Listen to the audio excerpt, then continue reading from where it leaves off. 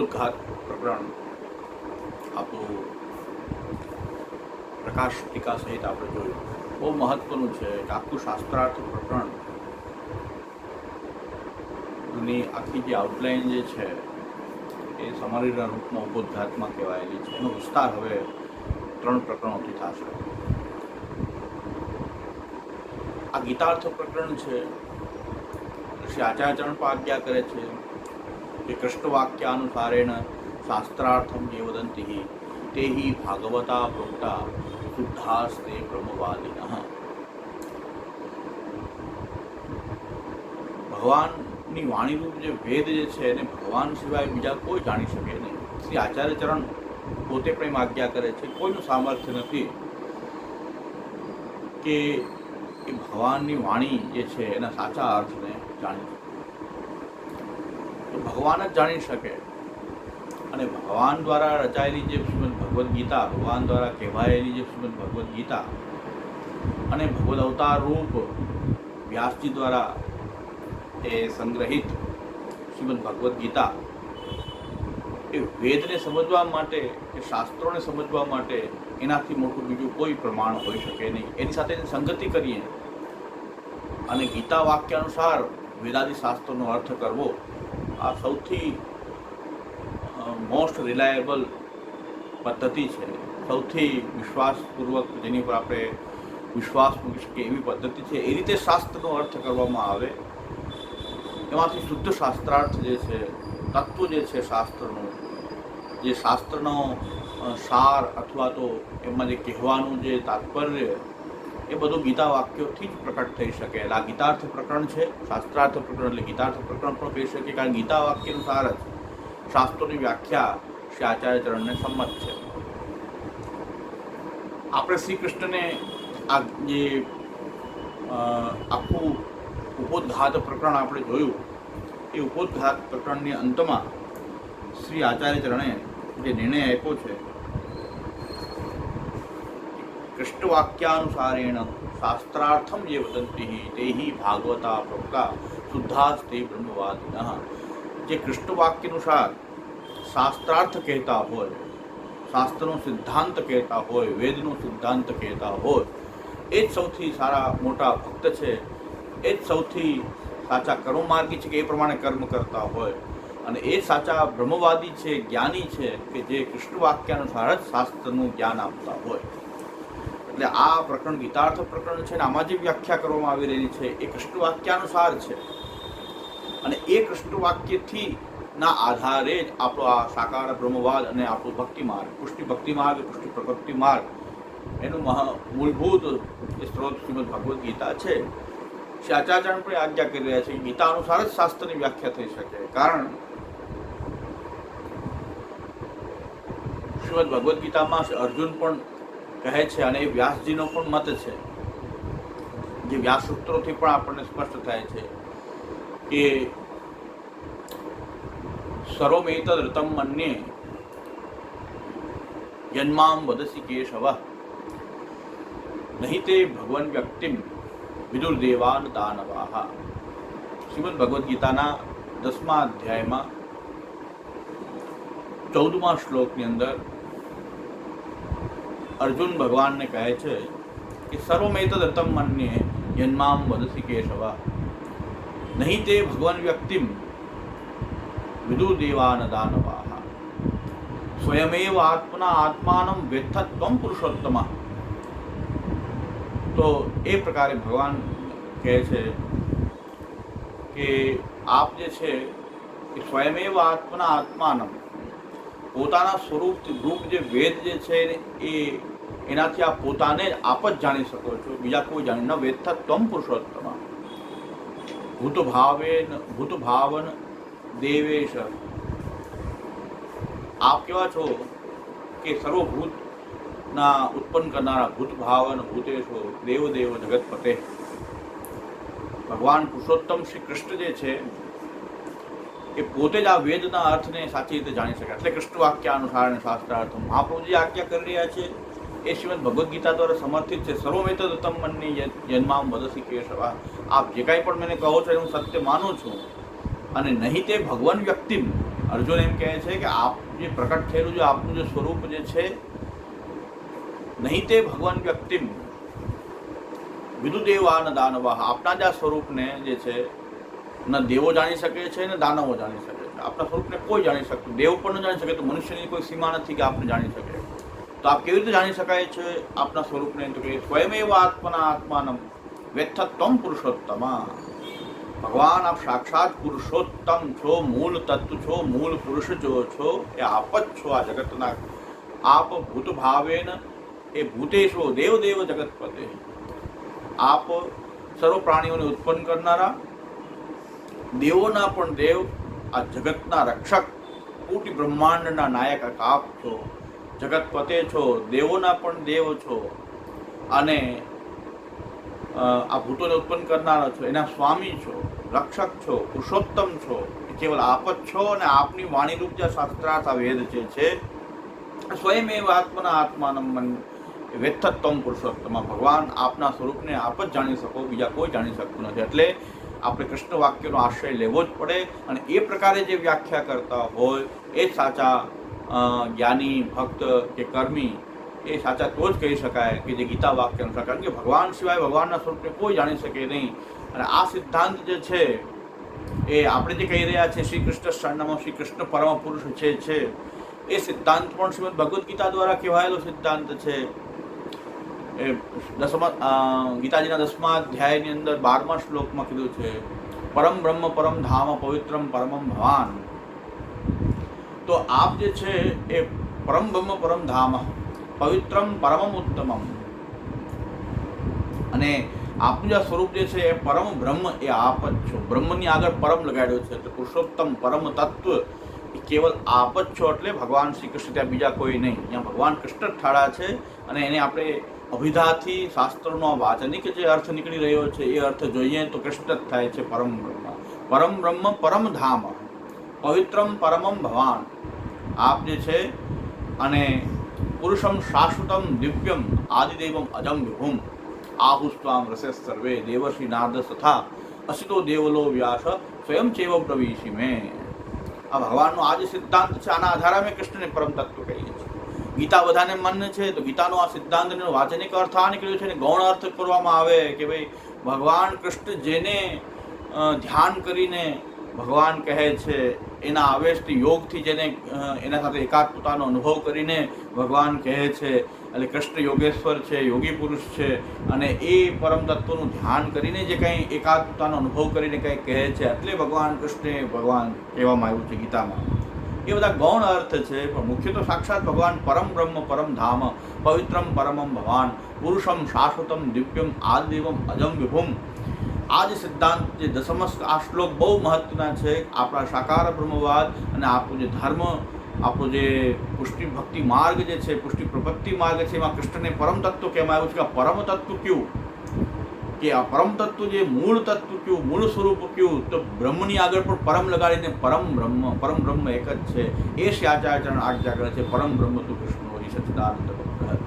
આ આદિદેવમ અજમ વિભુમ, આ વ્યાપક વિભુ તત્વ, અજન્મા તત્વ હોય તો આ શ્રી કૃષ્ણ જ છે. આ કૃષ્ણ જ પરમ બ્રહ્મ છે. એ સિદ્ધાંત ગીતાજીનો આપણે હૃદયમાં રાખવો જોઈએ.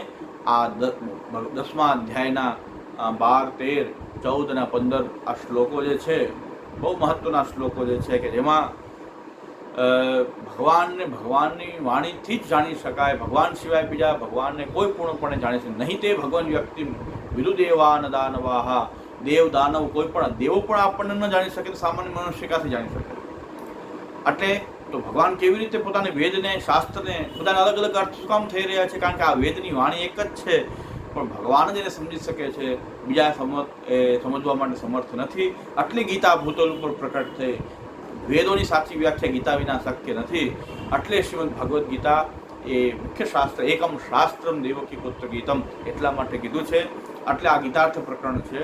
અને ગીતા સાથે વારંવાર આપણે સંગતિ એટલા માટે કરીએ છીએ કે મહાપ્રભુ આજ્ઞા એમ કરી રહ્યા છે, કૃષ્ણ વાક્યાનુસારેણ શાસ્ત્રાર્થમ એ વદંતી. એનો અર્થ શું છે? કે સ્વયમેવ આત્મના આત્માનમ વેત્થત્વમ પુરુષોત્તમ. હે પુરુષોત્તમ, ભૂત ભાવેન ભૂતેશો દેવ દેવ જગતપતે, આપ સાક્ષાત આ જગતના પતિ, ભૂતોને ઉત્પન્ન કરનારા, સર્વભૂતોના સ્વામી, દેવોના પણ દેવ, પુરુષોત્તમ રૂપે જે પરમ તત્વ કહેવાયેલું છે એ પરમ તત્વને આપણે શ્રી કૃષ્ણ છે અને એ શ્રી કૃષ્ણ શરણમ મમ, એ આપણે ત્યાં કૃષ્ણની શરણાગતિ, કૃષ્ણની ભક્તિ અને કૃષ્ણની ભક્તિથી સર્વ કાર્ય સિદ્ધ થાય છે. અને આ શાસ્ત્રાર્થ પ્રકરણનું પ્રયોજન પણ શ્રી મહાપ્રભુજી એ આજ્ઞા કરે છે. એતનોતમ અવિજ્ઞાય સાત્વિકાપી વૈ હરિમ મતાંતરેણ સેવંતે તદર્થમ યેષ ઉદ્યમ. શ્રી આચાર્ય કહે છે કે આ શાસ્ત્રાર્થ પ્રકરણ લખવાનું કારણ, આ ભાગવતાર્થ અને સર્વનિર્ણય આદિ જે તત્વાર્થી પ્રેમદ લખવાનું કારણ શું છે? એતન્મતમ અવિજ્ઞાય સાત્વિકાપી વૈ હરિમ મતાંતરેણ સેવંતે તદર્થમ યેષ ઉદ્યમ. તો આ જે છે આ મત જે છે એને બીજા અનેક મતો પ્રકટ થઈ ગયા અને સાત્વિક જનો પણ જરા મતાંતરમાં જો પ્રવેશ થઈ જાય, સાત્વિક હોય, ભગવત સેવા કરવાની યોગ્યતા ધરાવતા હોય, છતાં પણ ભગવત સેવા કરતા બીજા ધર્મ મહાન છે એમ બીજા કોઈ અન્ય સાધનમાં લાગી જાય તો એમનું આ ભૂતલ ઉપર જે સાત્વિકપણું જે છે, ભૂતલ ઉપર એમનું જે મુક્તિ યોગ્યતા જે છે એ બાધિત થઈ જાય. અને એવું ન થાય એટલા માટે શ્રી આચાર્ય કહે છે કે ભાઈ ગીતામાં બધું કહેવાયેલું છે છતાં પણ એનું સંકલન કરીને હજુ વધુ સમજાવવાની આવશ્યકતા છે કે શાસ્ત્રનો અભિપ્રાય શું છે. એટલે આ શાસ્ત્રાર્થ પ્રકરણમાં સિદ્ધાંત તો એ પ્રકટ થઈ રહ્યો છે જે ગીતાજીએ કીધો છે એ જ સિદ્ધાંતનું વધારે દૃઢીકરણ આ શાસ્ત્રાસરને અને ભાગવતાર્થ પ્રકરણથી જે વેદ, ગીતા, તત્વસૂત્ર, ભાગવત દ્વારા જે સિદ્ધાંત કહેવાયેલો છે એ જ અમે અહીં કહી રહ્યા છીએ, એનું દૃઢીકરણ કરી રહ્યા છીએ. સિદ્ધાંત ત્યાં કહેવાઈ ગયો છે, એને વિસ્તારથી સમજાવીને એને વધુ દ્રઢ કરવામાં આવે છે. એકવાર દ્રઢ થઈ જાય પછી ભગવત સેવાની અંદર જે આપણી જે પ્રવૃત્તિ છે એ ભગવત સેવામાં આપણી જે પ્રવૃત્તિ છે નિર્બાધ રહે, કોઈ પણ પ્રકારના વિજ્ઞતાવાળી, વ્યવધાનવાળી ન રહે અને આપણું ચિત્ત ભગવત સેવા સિવાય બીજો કોઈ ધર્મ નથી, કૃષ્ણ સેવા સદા કાર્યા એવું દ્રઢતાથી સમજાઈ જાય પછી બીજા કોઈ સાધનોની અંદર મન ન જાય અને બીજા મતાંતરોની અંદર પણ ક્યાંય પ્રવેશ ન થઈ જાય. અત્યારે બહારના મતાંતર તો ઠીક, ભક્તિ માર્ગની અંદર પુષ્ટિ આપણો જે સંપ્રદાય છે એની અંદર પણ વિવિધ પ્રકારના મતાંતરો પ્રવર્તિત છે. એ મતાંતરોમાં આપણો પ્રવેશ ન થઈ જાય અને આપણે કૃષ્ણની સેવા કરતા રહીએ, કૃષ્ણની શરણાગતિ કરતા રહીને કૃષ્ણને કેવી રીતે એને મૂળ પરમ બ્રહ્મ રૂપે એને જાણીને, એ પરમ તત્વ એ છે જાણીને કૃષ્ણની સેવા કરીએ. અતસ્તુ બ્રહ્મવાદેન કૃષ્ણે બુદ્ધિર્વિધેયતામ. એ પરમ બ્રહ્મ, પરમ ધામ, પવિત્રમ પરમમ ભવાન, એ જે સ્વરૂપ જે છે ભગવાનનું જે સાક્ષાત પરમ બ્રહ્મ, પરમ પવિત્ર જે સ્વરૂપ જે છે, પુરુષમ શાશ્વતમ દિવ્યમ આદિદેવમ અજમ વિભુમ, એ સાક્ષાત પરમ પુરુષ જે છે, શાશ્વત છે, નિત્ય છે, એ આદિદેવમ બધાયનું આદિ પુરુષ જે છે અને અજમ અજન્મા છે અને સર્વવ્યાપક છે એવું જે પરમ તત્વ જે છે એ આપ જ છો, શ્રી કૃષ્ણ છો, પરમ બ્રહ્મ, પરમ ધામ, પવિત્રમ પરમમ ભવાન. એટલે એ સિદ્ધાંત આપણો શ્રીમદ ભગવદ્ ગીતાએ કહેલો છે. એ ભગવદ્ ગીતાએ જે સિદ્ધાંત અમને જે કીધો છે એ અમે માનીએ છીએ. હવે જે કંઈ પણ આ સિદ્ધાંત યોગ્ય અયોગ્ય હોય, ભગવદ્ ગીતા સ્પષ્ટ જે વાચનિક વ્યાખ્યા કરો, શાસ્ત્રની હંમેશા ગૌણ વ્યાખ્યા કરતાં ગૌણ અર્થ ક્યારે લેવો પડે કે જ્યારે અભિધાથી અર્થ બેસતો ન હોય તો ગૌણ અર્થ લેવો જોઈએ, લક્ષણા લેવી જોઈએ. પણ લક્ષણા લેવાની શાસ્ત્રોમાં આવશ્યકતા હોતી જ નથી, કારણ કે તે શાસ્ત્રનો અર્થ શું સ્પષ્ટ છે. એ અર્થ આર્થિકંતુ પ્રોક્ષ્યામિ પરોક્ષ કથનાદ્રતે, એ શ્રી આચાર્યની સિસ્ટમ છે કે જે શાસ્ત્ર નીકળતો જે અર્થ થાય એ કશું મારી મછલીને ફેરવીને અમે કોઈ અર્થને કહેશું નહીં. શાસ્ત્ર પ્રત્યે આપણી આવી પૂર્ણ શ્રદ્ધા રહેલી છે અને એના આ શાસ્ત્રના સિદ્ધાંતો ઉપર આપણો આ સાકાર બ્રહ્મવાદ અને પુષ્ટિ ભક્તિ માર્ગ, પુષ્ટિ પ્રપત્તિ માર્ગ જે છે એની બધી સાધનાઓ પણ એના મૂળમાં તો વેદાદિ શાસ્ત્રોની જે પરમ પ્રામાણિક વ્યાખ્યા જે શ્રીમદ ભગવદ્ ગીતા દ્વારા થઈ છે એના આધારે જ આ સંપ્રદાય જે છે, આ વલ્લભ મત જે છે, આ વલ્લભ દર્શન જે છે એ આ પરમ પ્રમાણો ઉપર આધારિત છે. એટલે આપણે આ ઉपोદ્ઘાત પ્રકરણની અંદર એ સ્પષ્ટ કહેલું છે એ શાસ્ત્રોની વ્યાખ્યા કૃષ્ણ વાક્યાનુસાર થાય અને એનું તાત્પર્ય શું છે કે જીવ કૃષ્ણ સેવાની અંદર જોડાય, કૃષ્ણ ભક્તિમાં જોડાય, કૃષ્ણ ભક્તિમાં આવતા અંતરાયો જે છે એ દૂર થાય. હવે એટલે આપણે કોઈ પણ કહેતું હોય કે તમે આ ક્યાંથી કહો છો, ભગવદ્ ગીતાના આધારે કહીએ છીએ. શ્રીમદ ભગવદ્ ગીતામાં પરમ બ્રહ્મ કૃષ્ણને કહ્યો છે. અને બીજું, આ કૃષ્ણની પ્રાપ્તિ ભક્તિથી જ થઈ શકે, બીજા કોઈ ઉપાયથી ન થઈ શકે. પરમ એની જે ભક્તિથી આ કૃષ્ણના મૂળ સ્વરૂપની પ્રાપ્તિ કરવી હોય એ પણ આપણે આદિ મૂર્તિ કૃષ્ણ એવ સેવ્ય સાયુજ્ય કામ્યા, એ પણ આપણે ઉદ્ઘાત પ્રકરણમાં જોયું કે જ્યારે મૂળ મૂર્તિ જે પરમ તત્વ જે છે કે જેમાંથી બધું જ પ્રકટ થયું છે, જે ગીતાજીના આ શ્લોકો દ્વારા મેં વારંવાર રિપીટ કરીને સમજાય કે પરમ બ્રહ્મ એ છે, પરમ પુરુષ એ છે, શાશ્વત દિવ્ય આદિ પુરુષ જે છે એ કૃષ્ણ જ છે, એ શ્રીમદ ભગવદ્ ગીતાથી સમર્થિત છે. અને આહુસ્ત્વામ ઋષય સર્વે દેવર્ષિ નારદ તથા, નારદજીથી લઈને બધા જ દેવી ઋષિઓ જે છે એમણે પણ આપણે જ પરમ તત્વ કહ્યું છે. આ મત કેવલ ગીતાકારનો નથી, પણ આહુસ્ત્વામ ઋષય સર્વે દેવર્ષિ નારદ તથા, આ બ્રહ્માજીના સાક્ષાત પુત્ર એવા દેવર્ષિ નારદ, અસિતો દેવલો વ્યાસો, અસિત દેવલ વ્યાસ, આ બધા પ્રાચીન ઋષિઓ જે છે, ઋષય મંત્ર દ્રષ્ટારઃ, વેદના મંત્રોનું જેને દર્શન કર્યું છે, ભગવાનનું સમાધિમાં સાક્ષાત એમણે દર્શન કર્યું છે. અને વ્યાસજી જે ભગવાનના સાક્ષાત જ્ઞાન કલાના અવતાર રૂપ જે વ્યાસજી છે કે જેના દ્વારા તો વેદના વિભાગ થયા, વ્યાસજી દ્વારા મહાભારત રચાયું, વ્યાસજી દ્વારા પુરાણોની રચના એટલે પુરાણોને પ્રકટ કરવામાં આવ્યા. તો વ્યાસજી દ્વારા જ બધું કાર્ય થાય છે. અને વેદના સંપૂર્ણ જ્ઞાતા તો વ્યાસજી સિવાય બીજા કોણ હોઈ શકે? એ વ્યાસજી પોતે પણ આ જ મત આપી રહ્યા છે કે કૃષ્ણ જ પરમ તત્વ છે. પુરુષ સ પરપાર્થ 8મા અધ્યાયમાં, શ્રીમદ ભગવદ્ ગીતાના 8મા અધ્યાયમાં કહ્યું છે કે પુરુષ સ પરપાર્થ લભ્ય ભક્ત્યા લભ્યસ્ત્વનન્યા, અને યદંતસ્થાની ભૂતાની યેન સર્વદમ તતમ.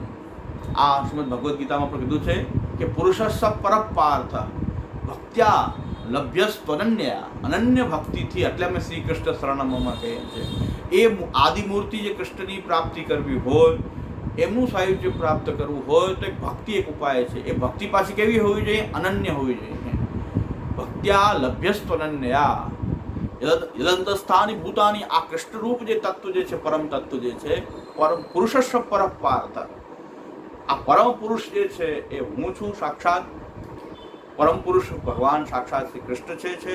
અને એની પ્રાપ્તિ ભક્ત્યા લભ્યસ્ત્વનન્યા, શ્રીમદ ભગવદ્ ગીતા 8મો અધ્યાયમાં એમ કહે છે કે ભક્તિથી જ મારા આ મૂળ સ્વરૂપની પ્રાપ્તિ થઈ શકે.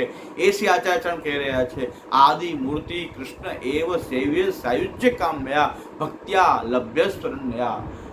અને યદ અંતસ્થાની ભૂતાની, જેની અંદર બધા ભૂતો નિવાસ કરી રહ્યા છે, કોઈ બહાર નથી. બધા જ જે કંઈ ભૂત, મહાભૂતથી લઈને પ્રાણી માત્ર જે કંઈ પ્રકટ થઈ રહ્યા છે, બધા જ ભૂતો જે છે યદંતસ્થાની ભૂતાની, અને યેન સર્વદમ તતમ, એ જ પાછું તત્વ બધે જ વ્યાપ્ત છે. એ પરમાત્મા શ્રી કૃષ્ણ જે છે એ જ વ્યાપક તત્વના રૂપમાં સર્વત્ર એ વ્યાપ્ત છે.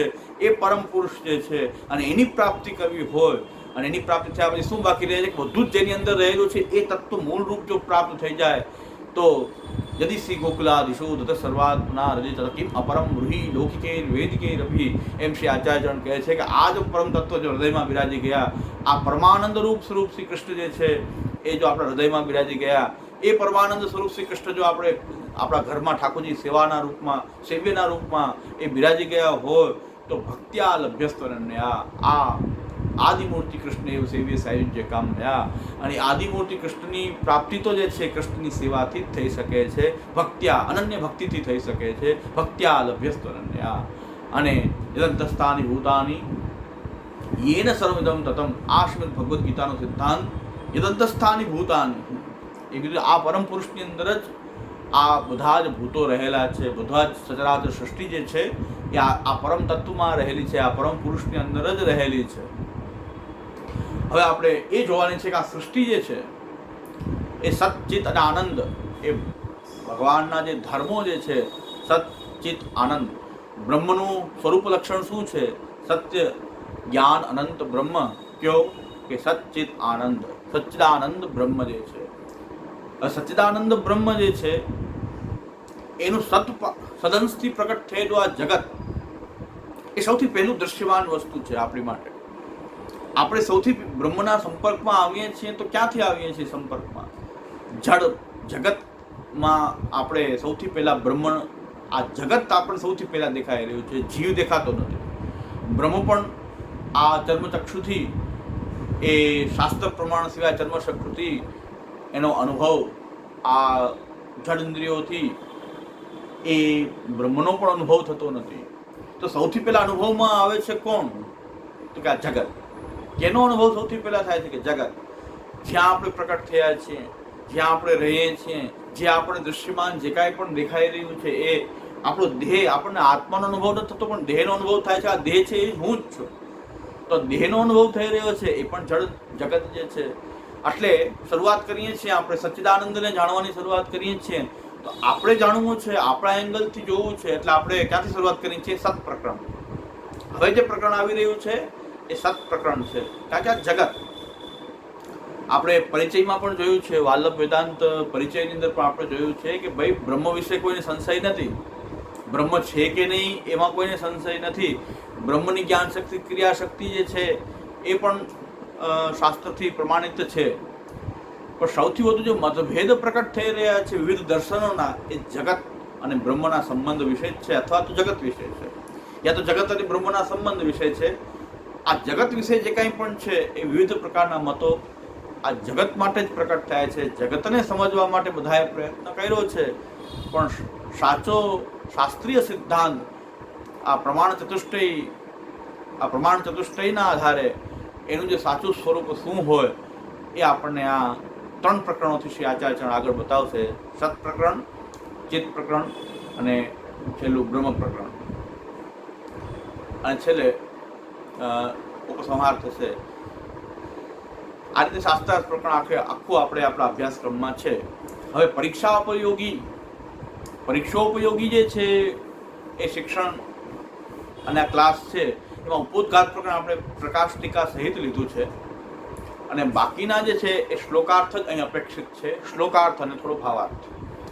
અહીં પ્રકાશ ટીકા આપણે છે બાકીના શ્લોકોમાં અત્યારે જ્યાં બહુ જરૂરી લાગશે તો લેશું, પણ બાકી ટીકા સહિત આપણા અભ્યાસક્રમની દ્રષ્ટિએ અને પ્રારંભિક આ અભ્યાસ હોવાને કારણે અને આપણો અભ્યાસ જે છે જે યુનિવર્સિટીએ બનાવેલા સિલેબસ અનુસાર ફક્ત શ્લોકાર્થ અને ભાવાર્થ અપેક્ષિત છે.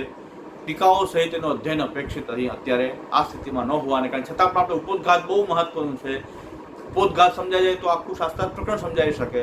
એટલા માટે આપણે વિસ્તારથી ટીકાઓ સહિત, પ્રકાશ ટીકા સહિત આપણે ઉપોદ્ઘાત પ્રકરણ જોયું છે. હવે સત પ્રકરણથી આપણે પ્રારંભ કરીએ છીએ. સત પ્રકરણથી પ્રારંભ શું કામ? બ્રહ્મથી પ્રારંભ નહીં, અને સત પ્રકરણથી પ્રારંભ શું કામ? સત, ચિત્ત અને આનંદ. કારણ કે સદંશભૂત જે આ જગત છે એ સૌથી પહેલા આપણા અનુભવમાં આવે છે, પણ આપણને જડ તરીકે અનુભવમાં આવી રહ્યું છે. એના બ્રહ્માત્મક પાસાને આપણે જોઈએ કે આ જે જગતની અંદર જે કાંઈ પણ દેખાઈ રહ્યું છે સાચું જ્ઞાન પણ એ છે કે સર્વમ ખલુ ઇદમ બ્રહ્મ, એમ કહીને તત્વમસ્યાદિ વાક્ય આવે છે વેદમાં પણ. ઉપનિષદ પણ એમ કહેવા માંગે છે કે તમે આને જોવો છો જળ રૂપે ન જોઈને બ્રહ્મ રૂપે જુઓ. કેવી રીતે જોઈ શકાય? કે જળ જગત જે કાંઈ પણ દેખાઈ રહ્યું છે અહીં પણ જુઓ. શ્રી આચાર્ય પ્રકરણનું નામ તો સત પ્રકરણ આપે છે, પણ સત પ્રકરણમાં ખાલી જગતનું જ વર્ણન નથી. આ જગત જેમાંથી પ્રકટ થયું છે એ બ્રહ્મ અને એની જે લીલા, સૃષ્ટિનું ઉત્પાદન કરવાની જે લીલા, આ સૃષ્ટિ સાથે સંબંધિત જે કંઈ બ્રહ્મના પાસા છે એનું પણ નિરૂપણ શ્રી આચાર્યને આ સત પ્રકરણમાં કરેલું છે. એટલે આચાર્યનો સિદ્ધાંત જ સર્વમયમ એ છે કે ખાલી સત પ્રકરણ કહેશું તો અહીંયા ચિત્ત અને બ્રહ્મ રહી જશે એવું નથી. ત્યાં ચિત્તનો પણ ઉલ્લેખ થશે, ચિદંશનો પણ ઉલ્લેખ થશે, અને બ્રહ્મનો પણ આનંદાંશ સ્વરૂપથી બ્રહ્મનો પણ ઉલ્લેખ થશે. પણ પ્રધાનતા એ સત પ્રકરણમાં સતંશ સ્વરૂપ જગતની સદંશભૂત જે જગત છે એની પ્રધાનતા હોવાને કારણે આ પ્રકરણને સત પ્રકરણ કહેવાય છે. એમાં જીવોનું કે બ્રહ્મનું વર્ણન નથી એમ આપણે ન કહી શકીએ. એ પણ આવશે. એટલે પ્રધાનતા જેની હોય એને નામાભિધાન જે છે એ પ્રધાનતાથી થાય છે. વ્યપદેશ હંમેશા પ્રધાનતાથી થાય છે. એટલે આ સદંશભૂત જગત આપણને જે અનુભવમાં આવી રહ્યું છે, સૌથી પહેલા ભક્તિ આપણે ક્યાં કરશું? કયા સાધનોથી આપણે સેવા કે ભક્તિ કરશું? ગ્રંથો આપણને ક્યાં પ્રાપ્ત થશે? શાસ્ત્ર આપણને ક્યાં પ્રાપ્ત થશે? જગતમાં જ પ્રાપ્ત થશે. જેટલા ભગવદ અવતાર, ભગવાનના અવતારો થયા છે એ બધા અવતાર પણ ક્યાં થશે? જગતમાં થયા છે. આ જગતમાં બધા અવતારો પ્રકટ થઈને આવ્યા છે. તો અવતારોનું પણ આ જગતમાં આવવું છે. એટલે આ જગતમાં જે ભક્તિ છે, જગતમાં જ વેદ છે, જગતમાં જે પ્રકટ થઈ રહ્યા છે વેદાદિ શાસ્ત્ર આદિ પણ જગતમાં જ પ્રકટ થઈ રહ્યા છે. તો જગતના સ્વરૂપને બ્રહ્માત્મક રૂપે જાણવું બહુ આવશ્યક છે. આ જળ દેખાઈ રહ્યું છે, પણ હકીકતમાં એ જળંશ જે છે એ કોનો છે? એ સદંશમાંથી આ જડતા પ્રકટ થઈ રહી છે. બ્રહ્મનો કંઈક સદંશ આ જડતાના રૂપમાં, એ જળ જગતના રૂપમાં પ્રકટ થયો છે.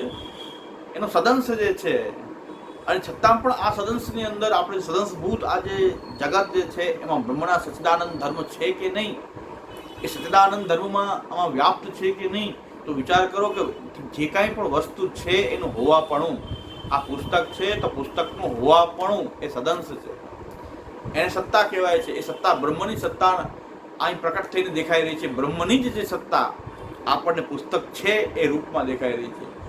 આ પુસ્તક છે એનું હોવાપણાનું જ્ઞાન ક્યાંક થઈ રહ્યું છે આપણને.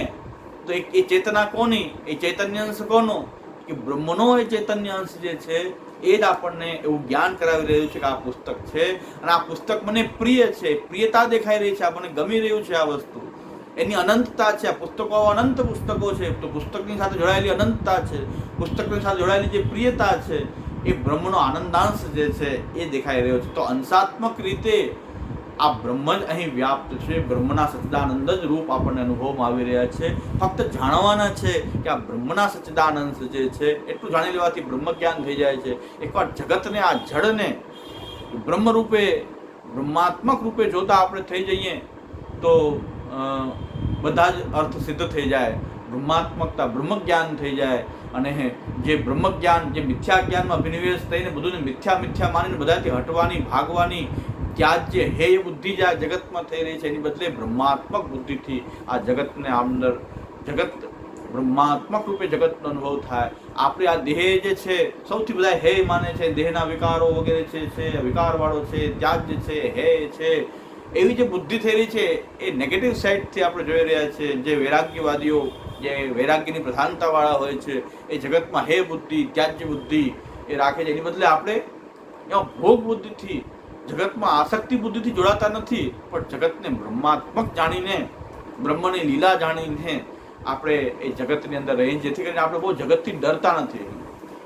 ડરીને વૈરાગ્ય નથી આવતું જગતમાં, જગતથી આપણે ડરતા નથી, પણ ભગવત પ્રેમને કારણે કોઈ વૈરાગ્ય પ્રકટ થતું હોય તો ભગવાનનો ધર્મ છે વૈરાગ્ય ધર્મ. એના કારણે આપણી અંદર કોઈ ભગવત ધર્મ પ્રકટ થઈ રહ્યો છે, ત્યારે ભગવત આસક્તિને કારણે થઈ રહ્યું છે, ભગવત પ્રેમને કારણે જો થઈ રહ્યું છે તો એ વૈરાગ્ય જે પોઝિટિવ વૈરાગ્ય છે. બાકી ત્યાજ્ય બુદ્ધિથી જે વૈરાગ્ય, જેટલું ભાગવાની કોશિશ કરીએ છીએ એટલું જગત આપણને વળગી જવાનું, કારણ કે જગતથી ભાગીને જશું ક્યાં?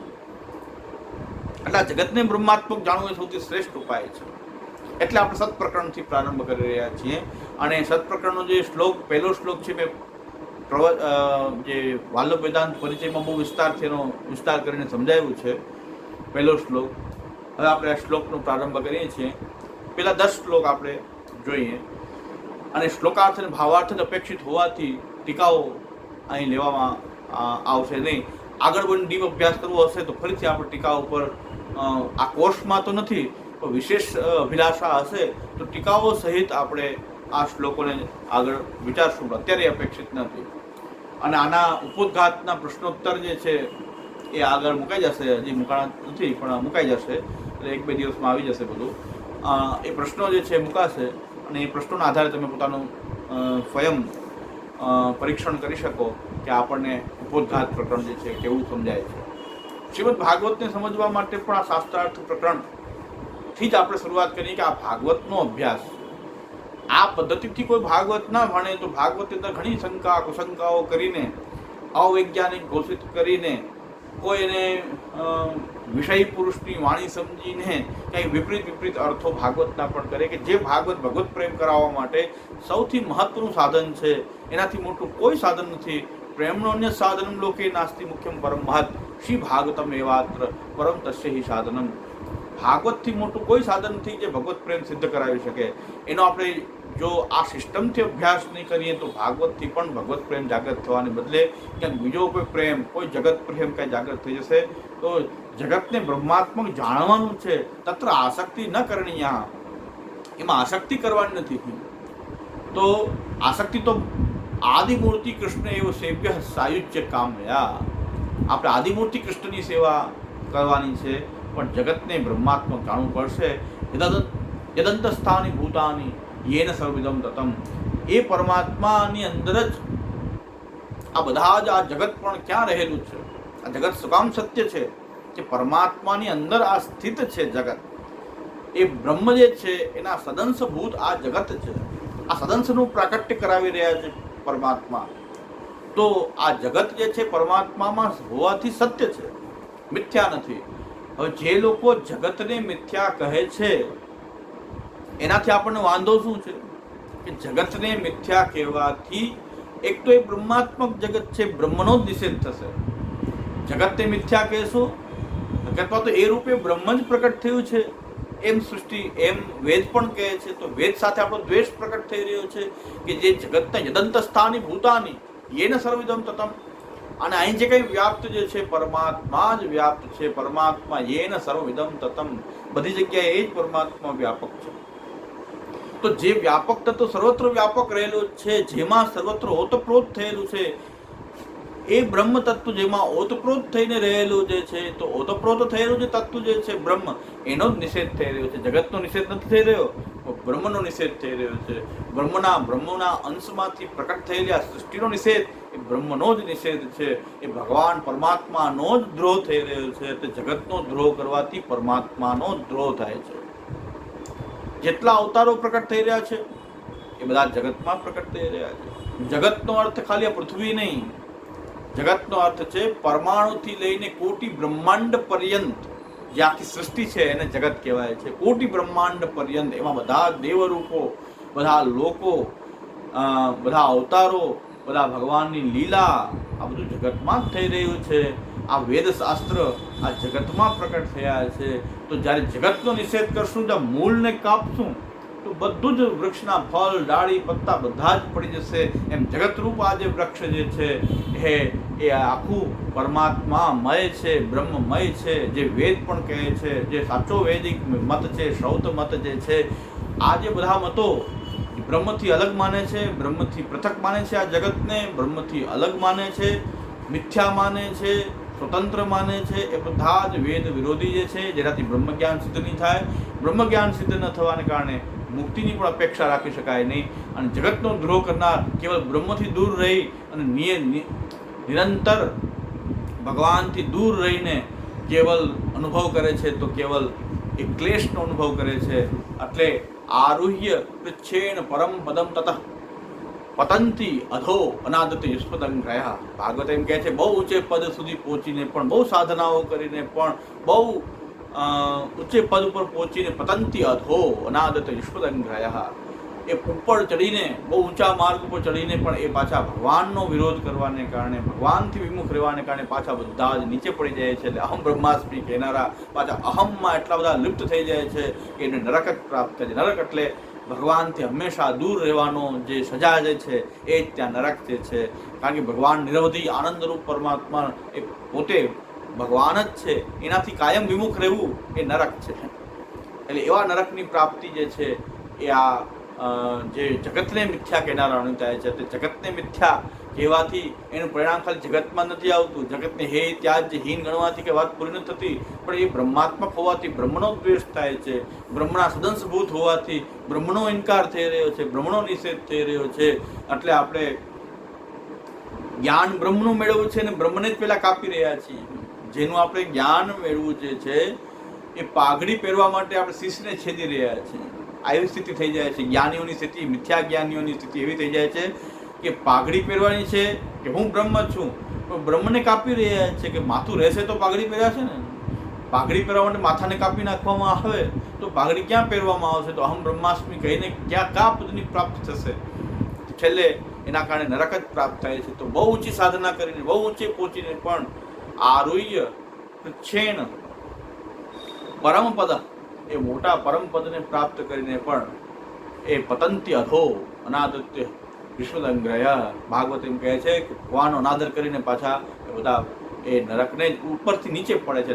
ઉપરથી જેમ ઉપર ચડ્યા હોય એમ પછી પડવાનો લાગવાનો ભય પણ ત્યાં વધારે રહે છે. એટલે હવે આપણે 10 શ્લોકો જે છે સત્પ્રકરણના એ પ્રારંભ કરીએ. એટલે 23મા શ્લોકથી આપણે પ્રારંભ કરી રહ્યા છીએ.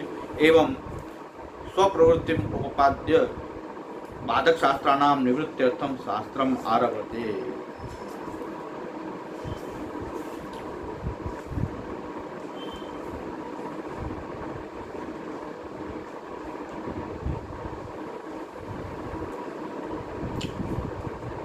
આખું સત્પ્રકરણ જે છે એની થોડી આઉટલાઇન મેં આપી છે. હવે આપણે જોઈએ છીએ કે કે શું કામ આ શાસ્ત્ર છે આચાર્યચરણ બાધક શાસ્ત્રો જે છે શું કહે છે, કેવી રીતે હોય એને વિસ્તારથી આચાર્યચરણ કહે છે કે ભાઈ જે મતાંતર જે છે, જે વેદ વિરોધી જે શાસ્ત્રોએ બતાવેલા જે મત જે છે એ કેવી રીતે ભજનની પ્રવૃત્તિને ખંડિત કરે છે, ભક્તિની પ્રવૃત્તિને ખંડિત કરે છે, એ વિસ્તારથી એનો વિચાર સત પ્રકરણથી પ્રારંભ કરવામાં આવે છે. બાધક શાસ્ત્રાણામ નિવૃત્ત્યર્થમ શાસ્ત્રમ. આ બાધક શાસ્ત્રોની નિવૃત્તિ થઈ જાય તો સાત્વિકો તો સ્વભાવથી જ ભગવાનની સેવા કરવાવાળા છે, ભગવાનને પ્રેમ કરવાવાળા છે, ભક્તિ કરવાવાળા છે, એ સ્વભાવથી જ છે. પણ એની આ બાધક શાસ્ત્રોમાં જો પ્રવેશ થઈ જાય તો એ ભગવાનથી વિમુખ થઈ જાય છે, એટલે એમને અંતરાય ઉત્પન્ન થાય છે. ખાલી બાધક શાસ્ત્રની પ્રવૃત્તિ જે છે હટાવી દઈએ તો સાત્વિકો આપોઆપ ભગવાનની સેવામાં આનંદથી જોડાઈ જશે. તો પ્રથમ શ્લોક, પ્રપંચો ભગવત કાર્ય તદ્રૂપો માયા અભવત તત્શક્ત્યા અવિદ્યા તુ અસ્ય જીવ સંસાર ઉચ્યતે. પ્રપંચ એટલે જગત એ ભગવાનનું કાર્ય છે. ભગવાનનું કાર્ય શા માટે મિથ્યા હોઈ શકે? પહેલી વાર ભગવત કાર્ય તદ્રૂપો, પાછું ખાલી કાર્ય જ છે, એનાથી પોતે જુદો છે એમ નહીં. તદ્રૂપો માયા ભવત, અને એ રૂપ એને ધારણ કર્યું છે પોતાની શક્તિથી. અહીં માયાથી ધારણ કરેલું રૂપ હોવાથી મિથ્યા હોય તો જ માયા નહીં, પણ માયા જે છે ભગવાનની શક્તિ છે. કઈ શક્તિ? સર્વરૂપ થવાની શક્તિ. ભગવાનની સર્વરૂપ થવાની જે શક્તિ જે છે એ માયા છે, અને એ માયાથી ભગવાને આ પ્રપંચ રૂપ ધારણ કર્યું છે. તદ્રૂપો પ્રપંચો ભગવત કાર્ય તદ્રૂપો માયા અભવત. એ માયાથી પોતાના સર્વભવન સામર્થ્યથી ભગવાને આ પ્રપંચ રૂપ ધારણ કર્યું છે. એનું કાર્ય પણ આ જગત છે, અને ખાલી કાર્ય નથી, પણ એ પ્રપંચના રૂપમાં પોતે સર્વભવન સામર્થ્યથી જગતના રૂપમાં એ પ્રકટ થયો છે. તત્શક્ત્યા, અને એની જે પછી તત્શક્ત્યા અવિદ્યા, જે માયા જે છે એને આધીન જે અવિદ્યા શક્તિ છે, ભગવાનની એક અવિદ્યા શક્તિ છે કે જે હંમેશા માયાને આધીન હોય છે. અવિદ્યા શક્તિથી જીવને સંસાર કહેવાય છે. સંસાર હોતો જ નથી, ખાલી કહેવા પુત્રો છે. એટલે જગત અને સંસારનો ભેદ આપણે વિસ્તારથી પહેલાં પણ સમજાવેલો છે કે જગત અને સંસારનો ભેદ, જગત એક પરમાણુથી લઈને કોટી બ્રહ્માંડ પર્યંત એ આખું જગત, કોટી બ્રહ્માંડ જગતમાં આવી જાય છે. આ કોટી બ્રહ્માંડ રૂપ જગત છે એ ભગવાનનું કાર્ય છે. એ રૂપમાં ભગવાન જ પ્રકટ થયા છે, તદ્રૂપો. અને એ રૂપ એને કેવી રીતે ધારણ કર્યું છે? આટલા અનંત રૂપો, અનંત મૂર્તિવાળું જે ભગવાનનું આ જે રૂપ, જે જગત રૂપ જે છે એ પોતાની શક્તિ છે, એ પોતાની અંદર જ રહે છે. એટલે માયા પણ સત્ય છે, ભગવાનની અંદર નિવાસ કરનારી ભગવાનની શક્તિ છે. અને એ શક્તિ એટલે સર્વભવન, બધું જ થવાનું સામર્થ્ય, સર્વરૂપ થઈ જવાનું, ઉચ્ચ નીચતા પ્રાપ્ત થઈ જવાનું જે સામર્થ્ય છે, એ સામર્થ્યને કારણે ભગવાને આ જગત રૂપ ધારણ કર્યું છે. અને ભગવાનની એક શક્તિ વિદ્યા વિદ્યા હરે શક્તિ, એવી રીતે તત્શક્ત્યા અવિદ્યા, અને ભગવાનની અવિદ્યા શક્તિથી જીવને સંસાર કહેવાય છે. સંસારી જીવ ખાલી કહેવાય છે, હોતો નથી. સંસાર તો હોતો જ નથી. હું અને મારું, અહંતા મમતા જે છે, સંસાર છે, એ અવિદ્યાને કારણે થાય છે. તો અવિદ્યા શક્તિ સાચી છે ભગવાનની, એ પણ ભગવાનની શક્તિ છે, પણ એના કારણે પ્રકટ થતો જે સંસાર જે છે એ મિથ્યા હોય છે. જેમ કે સ્વપ્ન એ મિથ્યા હોય છે, એવી રીતે ભાસ થાય છે, કોઈ આભાસ થાય છે, એ પણ મિથ્યા હોય છે. ભ્રમ થાય છે, એ મિથ્યા હોય છે. એમ સંસારનો આપણને ખાલી ભ્રમ થાય છે. ખાલી લિમિટેડ એંગલથી જોઈએ તો આપણો આ જીવાત્મા દેહને પણ મારું મારું કહે છે, પણ આ જીવાત્મા જે દેહથી અલગ છે, પાછું બીજા દેહમાં ધારણ કરી ત્યાં એની અહંતા મમતા ત્યાં જોડાઈ જાય છે. એટલે મારું એ નિત્ય કંઈ હોતું નથી, ફક્ત એવી અભિમતિ થાય છે, એવું અભિમાન ઉત્પન્ન થઈ જાય છે, જે મિથ્યા છે. સંસાર અને આપણે ત્યાં જગત અને સંસારનો આ ભેદ છે, એ સમજવું જોઈએ. જે બીજે કોઈ સમજતા નથી. મોટાભાગે જીવ જગત અને સંસારને એક માનીને વ્યાખ્યા કરતા હોય છે. સંસાર અને જગત બે અલગ છે. સંસાર મિથ્યા છે, જગત સત્ય છે. અને આપણે જ્યારે કહીએ છીએ કે સાકાર બ્રહ્મવાદ, શુદ્ધાદ્વૈત જ્યારે કહીએ છીએ ત્યારે આપણે માયાવાદથી જ વાંધો છે એમ નહીં. જેટલા પણ વેદ વિરુદ્ધ, વેદે બતાવેલા માર્ગથી વિરુદ્ધ કહેનારા બીજા જેટલા પણ માર્ગ હોય, જે રીતે આ જગતનું નિરૂપણ કરતા હોય, એ બધાથી સાચો સિદ્ધાંત આ એક જ સમજવાનો છે કે પ્રપંચો ભગવત કાર્ય તદ્રૂપો માયા ભવત તત્શક્ત્યા અવિદ્યા તુ જીવ સંસાર ઉચ્યતે. અયમ પ્રપંચો, આ ખાસ આપણે અંડરલાઈન કરીને પ્રકાશ ટીકાનું એક વચન જે છે આચાર્યચરણનું, કે પ્રપંચને મિથ્યા કહેવાથી આપણને વાંધો શું આવે છે? વાંધો કંઈ નથી આવતો, પણ એનાથી એની ઇફેક્ટ શું થાય છે? પ્રપંચને મિથ્યા કહેવાથી પ્રપંચમેવ મિથ્યા ઇતિ ઉક્ત્વા શુદ્ધમ ભજનં વારયંતી, એ ખાલી ભજનનો નિષેધ થઈ જાય છે, ભક્તિનો નિષેધ થઈ જાય છે પ્રપંચને મિથ્યા કહેવાથી. તથા અન્ય જીવમ વ્યાપકમ ઉક્ત્વા, એક જગતને મિથ્યા કહી દો એમ ભજનનું વારણ કરવામાં આવે. કારણ કે મૂર્તિ જે જગતમાં ભજન કરવા માટે જે ભગવાનની પ્રકટ થઈ છે એ મિથ્યા છે. પછી તમે જે ભજનરૂપ ક્રિયા કરી રહ્યા છો એ પણ મિથ્યા છે.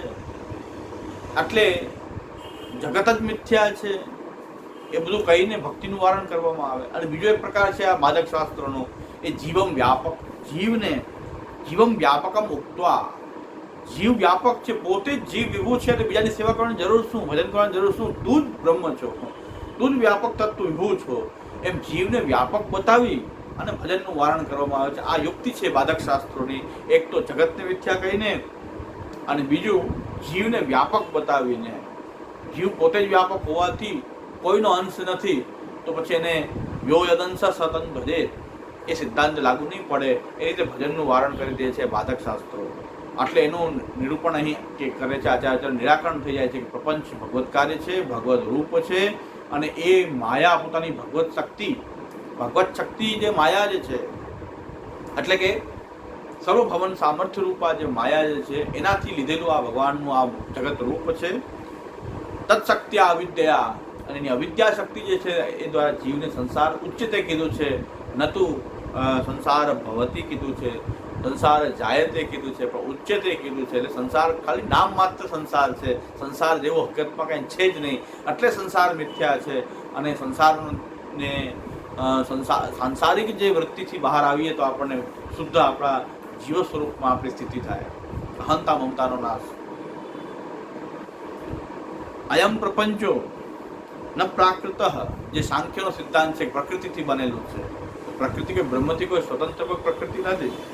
નાપી પરમાણુજન્ય, ન્યાય વૈશેષિકોનો જે સિદ્ધાંત, પરમાણુજન્ય માનવાનો સિદ્ધાંત જે છે, ન્યાય મતનો સિદ્ધાંત છે કે આ પરમાણુથી બનેલું જગત છે.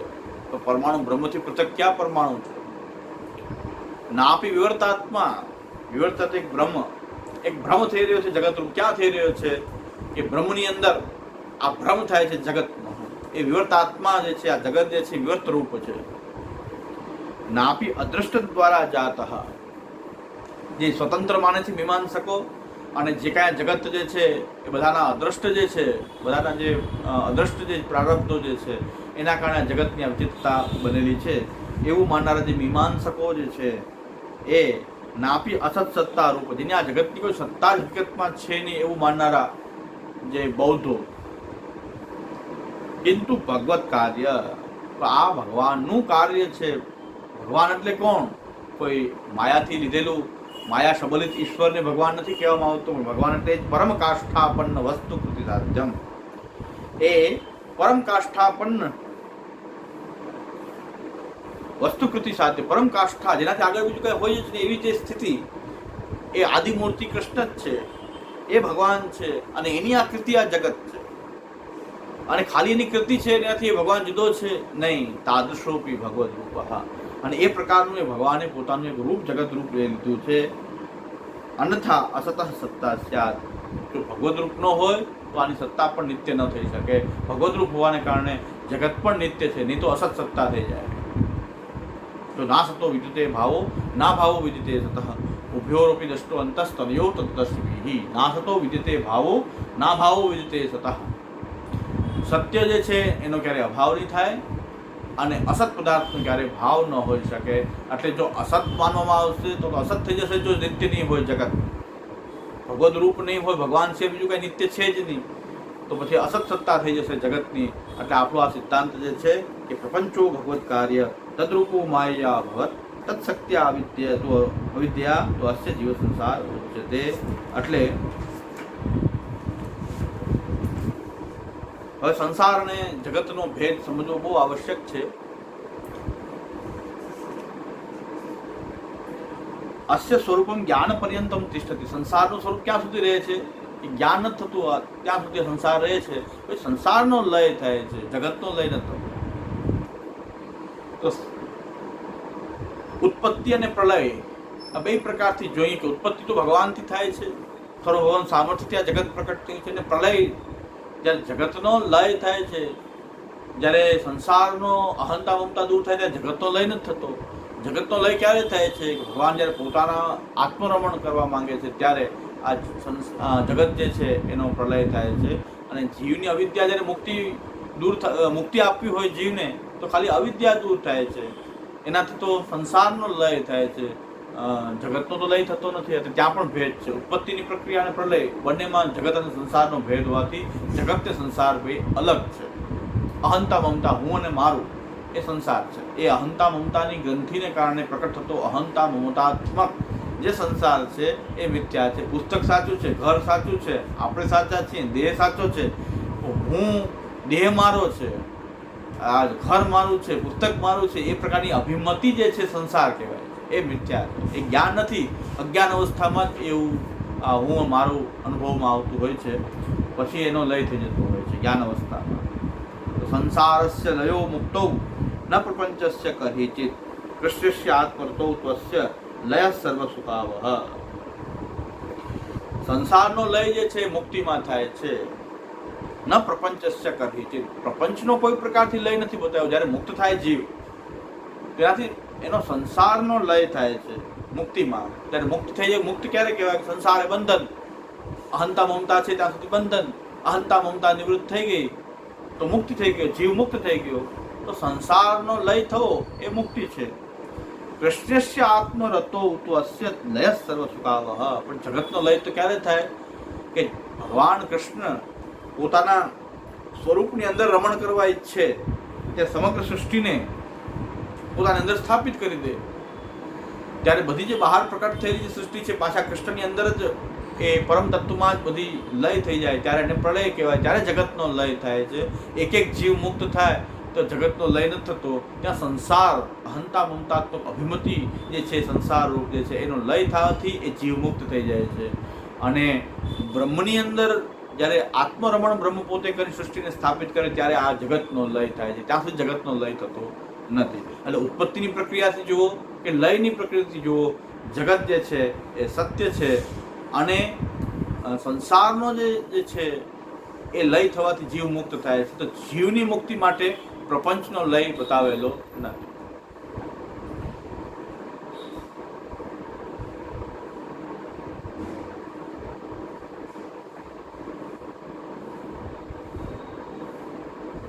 હવે અવિદ્યાના કારણે સંસાર થાય તો અવિદ્યાનું સ્વરૂપ જે છે કહેવામાં આવે છે. તો પંચ પર્વાદો અવિદ્યા હિ જીવગા માયા કૃતા.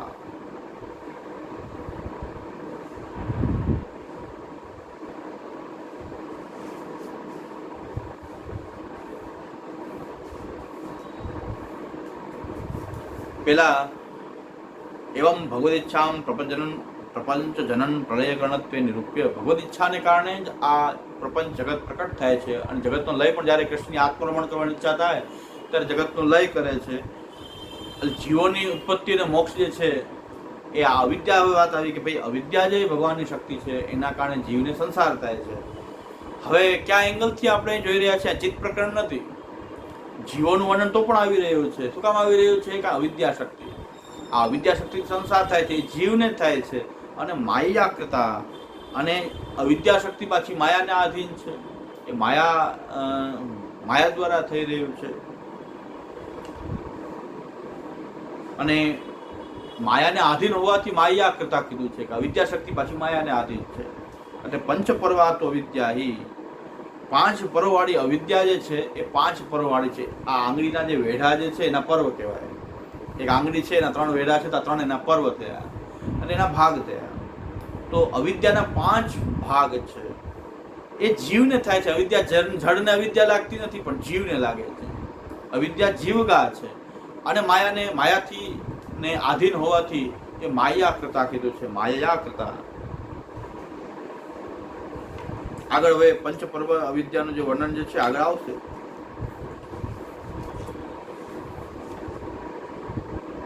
લગભગ 32મા શ્લોકમાં પાછી પંચપર્વની અવિદ્યાનો 5 પર્વો ત્યાં બતાવેલા છે. 32મા શ્લોકમાં. અત્યારે આપણે અહીં લેતા ત્યાં આવશે ત્યારે વિસ્તારથી નિરૂપણ કરશું. અવિદ્યા જે છે એ જીવને લાગે છે. જળને પણ લાગતી, ભગવાનને પણ અવિદ્યા લાગી શકે નહીં. બ્રહ્મ આપણો અવિદ્યાથી આવૃત થતો નથી ક્યારેય. એ અવિદ્યાથી એ જીવ જે છે એને લાગે છે. એ બ્રહ્મને પણ અવિદ્યા ન લાગી શકે, ન અવિદ્યા જળ પદાર્થ લાગી શકે. અવિદ્યા કોને લાગી રહી છે? તો જીવને લાગી રહી છે. શું કામ લાગી રહી છે? કે ભગવાનની આ રમણ કરવાની ઈચ્છા હોવાને કારણે એ અવિદ્યા શક્તિ જે છે એનો ઉપયોગ કરીને એ અવિદ્યા કોને લાગી રહી છે? તો કે એ જીવને લાગે છે. અને માયાને આધીન હોવાને કારણે માયાથી દુર્બળ છે અવિદ્યા શક્તિ. એ બતાવવા માટે માયાકૃતા, એમ તો માયાકૃતા એટલે બતાવ્યું છે. હવે આ જીવને અવિદ્યા લાગી રહી છે. ક્યારે અવિદ્યા એને લાગે છે? આ સંસાર બતાવવા માટે, જગત અને સંસારના ભેદના એંગલથી અહીં જીવનું વર્ણન છે. ચિત્ત પ્રકરણ નથી, જીવના સ્વરૂપનું વર્ણન થઈ રહ્યું છે. શું કામ? કે અહીં ભેદ બતાવવાનો છે. જગત અને સંસારનો ભેદનું નિરૂપણ થઈ રહ્યું છે. સંસાર કોને હોય છે? જગત જે છે એને અવિદ્યા શક્તિ લાગતી નથી, અવિદ્યા શક્તિથી ગ્રસિત જળ જગત થતું નથી બ્રહ્મ થતો. પણ જીવ જે છે એ અવિદ્યા શક્તિ એમને લાગવાને કારણે જીવને સંસાર થાય છે. અને સંસારમાંથી એને મુક્તિ માટે શાસ્ત્ર પ્રકટ થાય, ભગવાન એને મુક્ત કરે. એને મુક્તિ કરવાની પ્રવૃત્તિમાં પાછો ઉપયોગ છે આ શાસ્ત્રાર્થ પ્રકરણનો. એટલે અહીં જે વર્ણન થઈ રહ્યું છે જીવનું, એ અવિદ્યા શક્તિને બતાવવા માટે કેવી રીતે સંસાર થાય છે અને જગત અને સંસારના ભેદ નિરૂપણાર્થ છે. મૂળ પ્રકરણ તો ચાલી રહ્યું છે સત પ્રકરણ, એની અંદર પાછો જીવની વાત આવી રહી છે. શું કામ? કે સંસાર અને જગતનો ભેદ બતાવવો છે. તો એટલા માટે પંચ પરવારૂપ અવિદ્યા જે છે એ જીવને લાગે છે. અને આ જગત કેવાથી પ્રકટ થયેલું છે? એ બ્રહ્મનું પણ નિરૂપણ થઈ રહ્યું છે. પાછું બ્રહ્મ સ્વરૂપનું નિરૂપણ પણ અહીં થઈ રહ્યું છે. બ્રહ્મ સ્વરૂપનું નિરૂપણ શું કામ થઈ રહ્યું છે? કે આ બ્રહ્મમાંથી પ્રકટ થયું છે, ભગવત કાર્ય છે. અને તદરૂપો આ બ્રહ્માત્મક આ જગત એ પ્રકટ થઈ રહ્યું છે. એટલા માટે બ્રહ્મનું વર્ણન પણ આવી રહ્યું છે, જીવનું વર્ણન પણ આવે છે, બ્રહ્મનું પણ વર્ણન આવે છે. પણ કયા પ્રકરણ અંતર્ગત આવે છે? જળ જગતનું જે પ્રકરણ છે એની અંતર્ગત. પ્રકરણ જે અહીં પ્રકરણાર્થ જોઈએ તો સત પ્રકરણ છે, સદંશ ભૂત જગતનું વર્ણન છે. એ એની સાથે સંબંધિત જે છે એના કારણરૂપ મૂળ તત્વ જે છે, અભિન્ન નિમિત્તોપાદાન કારણરૂપ જે બ્રહ્મ છે, એ બ્રહ્મનું, આ જગતનું અભિન્ન નિમિત્ત ઉપાદાન કારણ એ બ્રહ્મ છે. એટલે પછી એ રીતે ત્યાં બ્રહ્મનું પણ વર્ણન આવી રહ્યું છે. એટલે આકાશવદ વ્યાપકમ હિ બ્રહ્મ, આકાશવદ વ્યાપકમ હિ બ્રહ્મ માયાંશ વેષ્ટિતમ સર્વત પાણીપાદાંતમ સર્વતોક્ષિશ્રો મુખમ સર્વત સુતિમલ્લોકે સર્વમાવૃત્ય તિષ્ઠતિ. આ બ્રહ્મ જે છે કેવો છે? વ્યાપક છે. બ્રહ્મ વ્યાપક છે. આકાશવદ વ્યાપકમ હિ બ્રહ્મ. અને માયાંશ વેષ્ટિતમ, એ વ્યાપકતા પાછી એની છુપાવીને પરિચ્છિન્ન બનતો હોય ત્યારે પોતાના માયાંશથી, પોતાના સામર્થ્ય રૂપ માયાથી પોતે જ વેષ્ટિત થઈને પોતાની પરિચ્છિન્નતાને પણ પ્રકટ કરે છે. વ્યાપક જે છે પાછું એમાં પરિચ્છિન્નતા કેવી રીતે પ્રકટ કરે છે? એ જેનું સામર્થ્ય છે, એની જે માયાંશ જે છે એનાથી વેષ્ટિત થઈને જ્યાં માયાનો પડદો આવી જાય ત્યાંની વ્યાપકતા છુપાઈ જાય છે અને કંઈક એની પરિચ્છિન્નતા એ પ્રકટ થઈ જાય છે. તો આ માયાંશ વેષ્ટિત છે.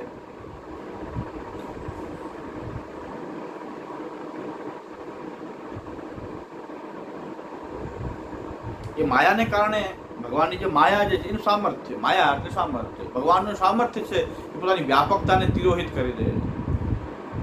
એ અંશમાં એ પોતે માયાથી વેષ્ટિત થઈ જાય એટલા અંશમાં એની વ્યાપકતા છુપાઈ જાય. હકીકતમાં એ છુપાઈ જાય છે, પણ સ્વરૂપ તો જાણવું આવશ્યક છે. સર્વતઃ પાણીપાદાંતમ, એ સાકાર બ્રહ્મ છે અને એના સર્વતઃ પાણીપાદાંતમ ચરણ હસ્ત સર્વતોક્ષી શિરો મુખમ,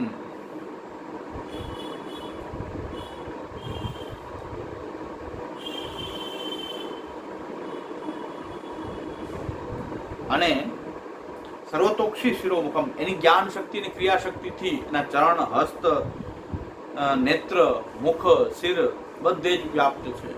એટલે પોતે વ્યાપક હોવાને કારણે બધી જ જગ્યાએ બધા જ રૂપ એનું આખું, બધી જ્ઞાન શક્તિ ક્રિયા શક્તિ સર્વત્ર એની વ્યાપ્ત છે. એમના હસ્ત છે, ચરણ છે, મુખ છે એ પ્રાકૃત નથી, જડ નથી, પરિચ્છિન્ન નથી, પણ વ્યાપક હોવાને કારણે, એ સાકાર બ્રહ્મ હોવાને કારણે એના બધી જ જગ્યાએ હસ્ત, ચરણ, એનું ધડ, નેત્ર, આંખ, શિર અને મુખ સર્વત્ર છે. સર્વત્ર શ્રુતિમાન લોકે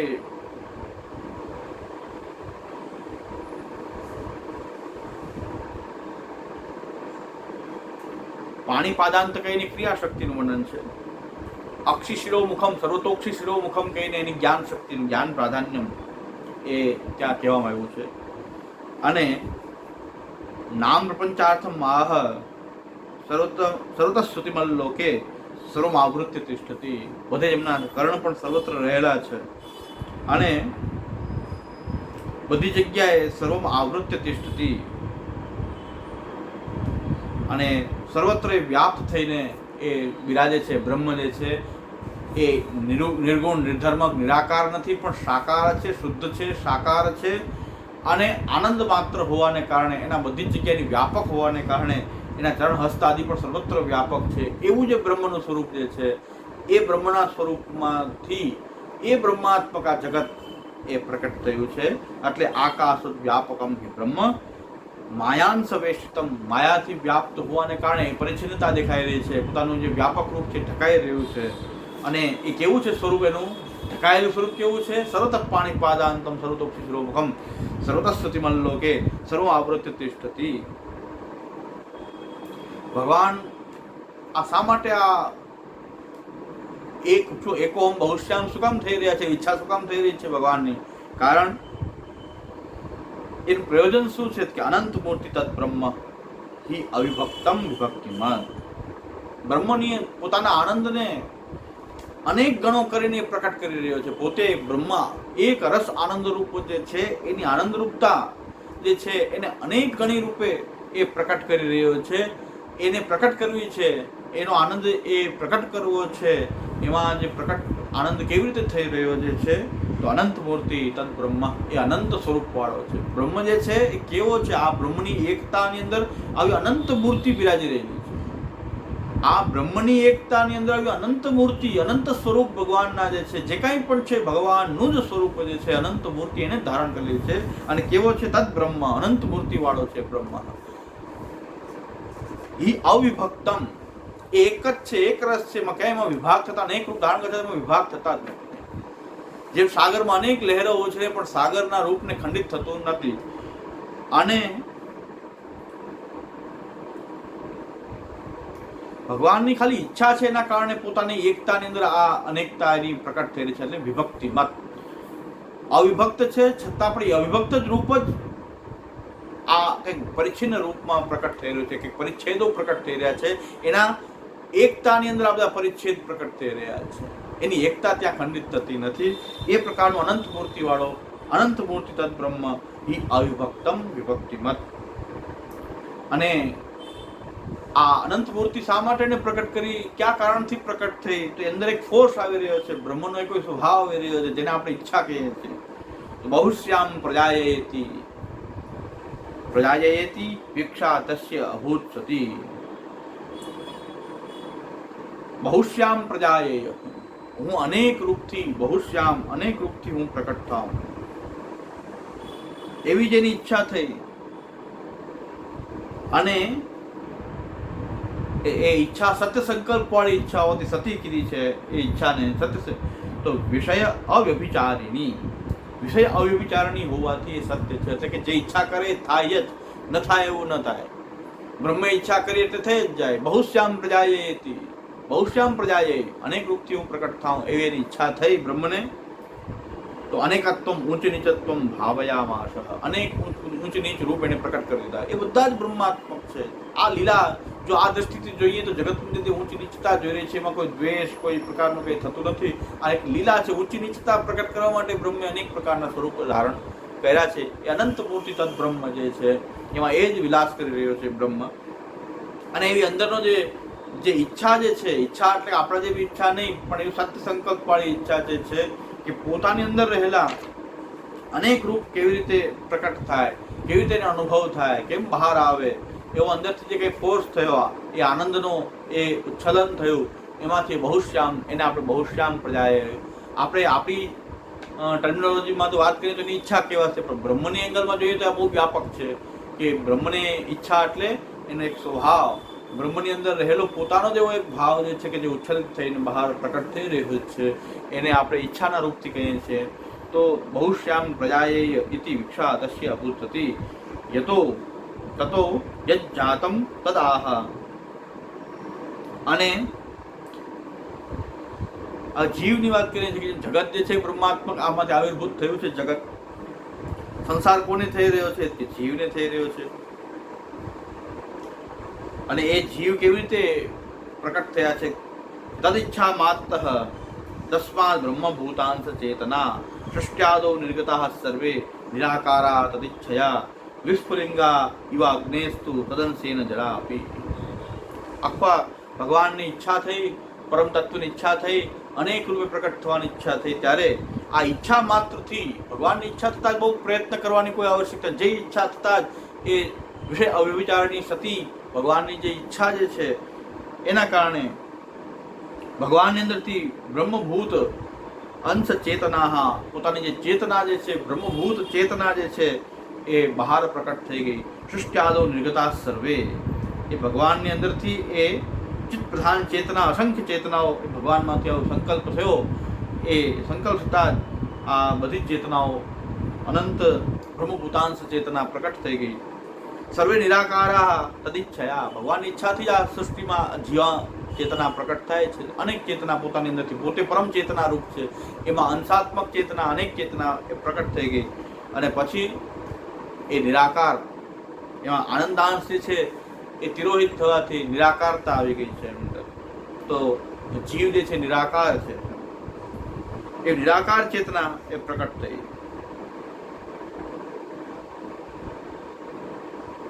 પેલા એ ચેતના પણ ભગવદ રૂપા હતી, સાકાર હતી, પણ ભગવાનની ઈચ્છા થઈ કે નિરાકાર બનાવી છે. એને આનંદાંશને તિરોહિત કરવો છે, પછી આનંદાંશ પ્રકટ થશે. આનંદાંશ તિરોહિત થાય તો જ બંધન થાય, આનંદાંશ તિરોહિત ન થાય તો બંધન થવાનો કોઈ સવાલ નથી. એ ચેતનાને પાછી આ માયા જે છે, અવિદ્યા લાગવાની છે, એના સંસાર થવાનો છે. આખી સિસ્ટમ થઈ રહી છે. ભગવાનની આ ઈચ્છા જે થઈ, પેલા ચેતના પ્રકટ થઈ, એને આનંદાંશ તિરોહિત થતા નિરાકાર થઈ ચેતના. અને વિસ્ફુલિંગા ઈવ અગ્નેસ્તુ, અગ્નિમાંથી જેમ તણખા જલે એવી રીતે આ ચેતનાઓ બધી પ્રકટ થઈ. અને ભગવાનના સદંશમાંથી, ચૈતન્ય અંશમાંથી આ રીતે ચેતનાઓ પ્રકટ થઈ. આ જીવ પ્રકટ થયો અને સદંશમાંથી આ જળ જગત પ્રકટ થયું. તો સદ અને જીવ, આ જીવ અને જળ, આ બે સૃષ્ટિ જે છે એ ભગવાનની ઈચ્છાથી, પોતાના સ્વરૂપથી જ પ્રકટ થઈ છે. પોતાના સ્વરૂપની બહારથી કોઈ પ્રકટ થઈ રહી નથી. આનંદાંશ સ્વરૂપેણ સર્વ અંતર્યામી રૂપેણ. પછી જીવ અને જળ બે પ્રકટ થયા. તો એ ભગવાનનું એક અંતર્યામી, પોતાના આનંદાંશમાંથી અંતર્યામી રૂપ પ્રકટ કર્યું. જે નારાયણ સમષ્ટિ અંતર્યામી રૂપ ભગવાને પ્રકટ કર્યું. અને એના અંશાત્મક બીજા વ્યષ્ટિ અંતર્યામીઓ જે છે, દરેક જીવમાં સમષ્ટિ અંતર્યામીથી આ આખું જગત, જળ જગત જે છે વ્યાપ્ત છે. અને એમાંથી પાછા વ્યષ્ટિ અંતર્યામી પ્રકટ થઈ. અને એ વ્યષ્ટિ અંતર્યામી પાછા જીવની અંદર પ્રવિષ્ટ થયા. જે આનંદાન સ્વરૂપથી અંતર્યામી પ્રકટ થયા. અંતર્યામી નારાયણ, નારાયણના અંશરૂપ અંતર્યામી એ સચ્ચિદાનંદ રૂપ, એ અંતર્યામી જે છે એ પાછા જીવમાં પ્રકટ, દરેકમાં વ્યાપ્ત થયા. દરેક જીવની અંદર પ્રવિષ્ટ થયા અંતર્યામી રૂપથી. ત્રૈવિધ્ય હેતુમાં આ ત્રણેય જે છે, ત્રણ સૃષ્ટિ કેવી પ્રકટ થઈ? જળ, જીવ, અંતર્યામી. એનું કારણ શું છે? શેમાંથી આ પ્રકટ થયા છે ત્રણેય સ્વરૂપ? તો કહે છે સચ્ચિદાનંદ રૂપેષુ પૂર્વયો અન્ય લીનતા અતએવ નિરાકારો પૂર્વાવાનંદ લોપત.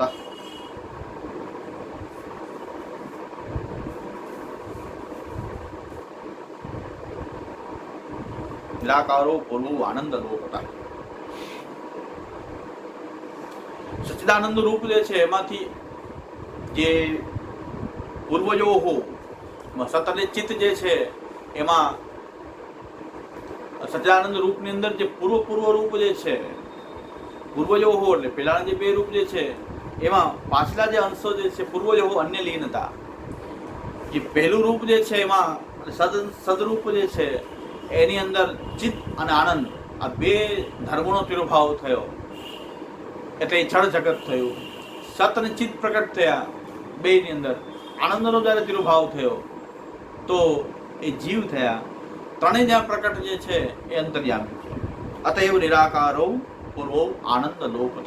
આનંદના લોપને કારણે અતએવ નિરાકારો, આ સત અને ચિત્ત બે જડ જગત, જે જડ અને જીવ બે નિરાકાર છે, કારણ કે બેમાં આનંદ અને લોપ થઈ ગયો. આનંદ જે છે આકાર સમર્પક છે, તે આનંદ થવાને, લુપ્ત થવાને કારણે એ નિરાકાર થઈ ગયું.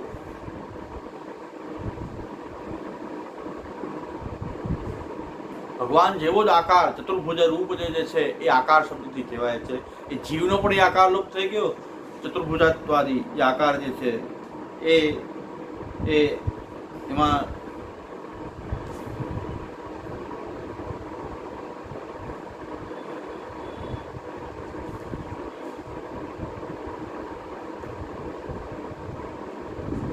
જળ અને જીવ બંને નિરાકાર થયા છે.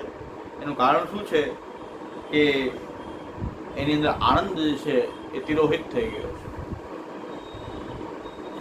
એક એકને તિરોભાવ કરીને આ સચ્ચિદાનંદ રૂપે શું પૂર્વયોહો અન્ય લીનતા, એ સત અને ચિત્ત આ બે જે છે એની અંદર પાછલા જે ધર્મો જે છે એનો તિરોભાવ થયો. સદંશ પ્રકટ રાખ્યો, ચિદાનંદનો લોપ તિરોભાવ થયો. સચ્ચિત પ્રકટ છે તો આનંદનો તિરોભાવ થયો. આનંદનો તિરોભાવ થવાથી આ જળ અને જીવ બંને નિરાકાર થઈ ગયા. નિરાકાર એટલે ભગવાન જેવા દિવ્ય આકાર જે છે એ તિરોહિત થઈ ગયો. જડો જીવંતર્યાત્મા આત્મેથી વ્યવહાર સ્થિતામતા. જળ જીવન અંતર્યામી ત્રણેય છે તો બ્રહ્મ જ, પણ ત્રણ રીતેનો વ્યવહાર થાય છે. જળનો સદંશ જ્યારે પ્રકટ છે, ચિદાનંદ તિરોભાવ છે, ત્યારે એને જળ તરીકે વ્યવહાર થાય છે. છે તો બ્રહ્માત્મક, બ્રહ્મથી અલગ નથી. બ્રહ્મા ભિન્ન હોવાને કારણે વ્યવહાર સ્થિતામતા કીધું છે. જ્યાં વ્યવહાર ત્રણ પ્રકારથી થાય છે એમ કહ્યું. તો જળ જીવન અંતર્યામી એ ત્રણ પ્રકારથી ત્યાં વ્યવહાર થાય છે. આ શબ્દથી થાય છે. હવે આ ચિદન સ્વરૂપ જે જગત છે ને આપણો સંસાર થયો, એનો પ્રકાર કહેવાનો. સંસાર કેવી રીતે થયો? કે વિદ્યા વિદ્યે હરે શક્તિ માય્યેવ વિનિર્મિતે તે જીવસ્ય નાન્યસ્ય દુઃખિત્વમ જાપ્ય નીશતા.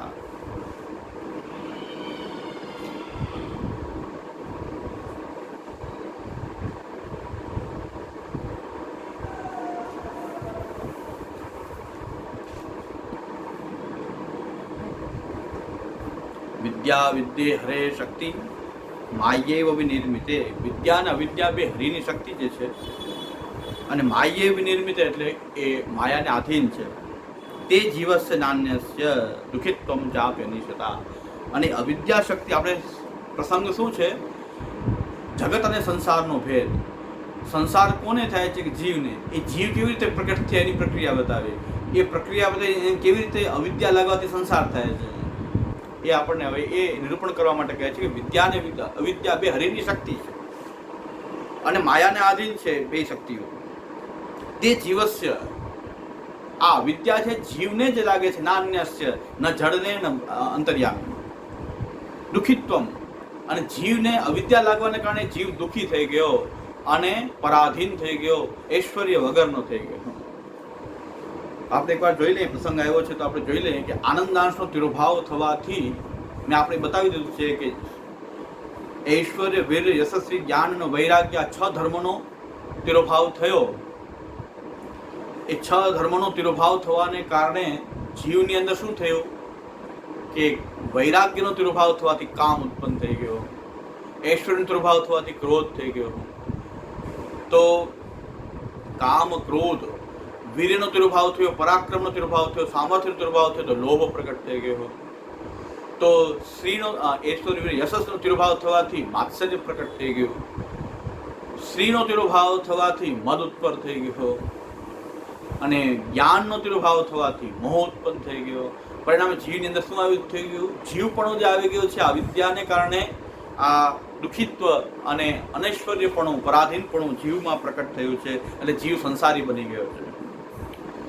હવે આ અવિદ્યા જે છે, 5 પર્વ કેવી રીતે જીવને લાગ્યા? તો કહે છે 5 પર્વ જે છે એ કહે છે સ્વરૂપા જ્ઞાનમ એકમ હિ પર્વ દેહેન્દ્રિયાશવ અંતઃકરણમ એષામ હિ ચતુર્થાધ્યાય ઉચ્યતે પંચ પર્વાતો અવિદ્યાયમ યદ્બદ્ધો યાત સંસતિમ. હવે સ્વરૂપા જ્ઞાનમ એકમ હિ પર્વ દેહેન્દ્રિયાશવ, સ્વરૂપ જ્ઞાન, સ્વરૂપ વિસ્મૃતિ એક પર્વ. બાકીના 4 પર્વ કહે છે દેહેન્દ્રિયાસવ અંતઃકરણમેષામ હિ ચતુર્થાધ્યાસ ઉચ્યતે. 4 પ્રકારના અધ્યાસ થયા. દેહનો અધ્યાસ, ઇન્દ્રિયનો અધ્યાસ, પ્રાણનો અધ્યાસ, અંતઃકરણનો અધ્યાસ. આ ચતુર્થ અધ્યાસ કહેવામાં આવે છે. આને પંચપર્વાતો અવિદ્યેયમ યદ્બદ્ધો યાત સંસતિમ. આ 5 પ્રકારના જે અવિદ્યાના જે પર્વો જે છે એનાથી બદ્ધ થયેલો જીવ એ સંસારી બની જાય છે અને સંસારને પ્રાપ્ત કરે છે. આપણે આ બધું જાણ્યું હોય તો આપણને ખબર પડે કે જે કાંઈ થઈ રહ્યું છે દેહાધ્યાસ, ઇન્દ્રિયાધ્યાસ, પ્રાણાધ્યાસ, અંતઃકરણાધ્યાસ. અધ્યાસ એટલે જે વસ્તુ નથી એનો આરોપ કરવો એ અધ્યાસ છે. દેહ છે એ જ આપણે નથી, આપણું સ્વરૂપ એક અલગ છે, છતાં પણ દેહાધ્યાસ લાગવાને કારણે આપણને લાગે છે આ દેહ છે એ જ હું છું. ઇન્દ્રિયો જે છે, આપણે આ ઇન્દ્રિયો વગર આપણે પોતાની કલ્પના ન કરી શકીએ. હાથ, પગ, મોઢું, નાક, કાન વગર આપણે પોતાની કલ્પના ન કરી શકીએ. આપણો ઇન્દ્રિયાધ્યાસ છે. હું કંઈક છું એવું થઈ રહ્યું છે, હું પણ લાગી રહ્યું છે આપણને. બુદ્ધિ, મન વગેરે આપણે પોતાના માની રહ્યા છીએ, હું છું એવું માની રહ્યા છીએ. અંતઃકરણનો અધ્યાસ છે. પ્રાણ છે તો જ આપણી સ્થિતિ છે. પ્રાણ છૂટી જશે શું થશે એ પ્રકારનો અધ્યાસ આપણને લાગ્યો છે, પ્રાણાધ્યાસ છે. એના કારણે આપણે પોતે જીવ છીએ, ભગવાનનો નિત્ય શાશ્વત અંશ છીએ. એ પોતાનું સ્વરૂપ જે છે એનું અજ્ઞાન થઈ ગયું. આ 5 પર્વની અવિદ્યાને કારણે જીવને સંસાર છે. અને એ અવિદ્યાના 5 પર્વ દૂર થતા વિદ્યાની પ્રાપ્તિ થતા, વિદ્યાની પ્રાપ્તિથી આ પંચપર્વ અવિદ્યા નિવૃત્ત થઈ જાય છે અને એના કારણે જીવ પાછો મુક્તિ તરફ આગળ. આ એક પ્રક્રિયા છે, કેમ બંધન થઈ રહ્યું છે અને કેવી રીતે એમાંથી બહાર આવી રહ્યો છે. તો હવે મુક્તિની પ્રક્રિયા આપણે આગળ કાલે વિચાર કરશું. તો આપણે 23 થી લઈને 32 શ્લોક સુધી આજે આપણે જોયું છે. એટલે આપણે ફક્ત શ્લોકાર્થ અને ભાવાર્થ. આમાં કોઈને હજી કંઈક તકલીફ થતી હોય તો પ્રશ્ન કરીને પૂછી શકે છે.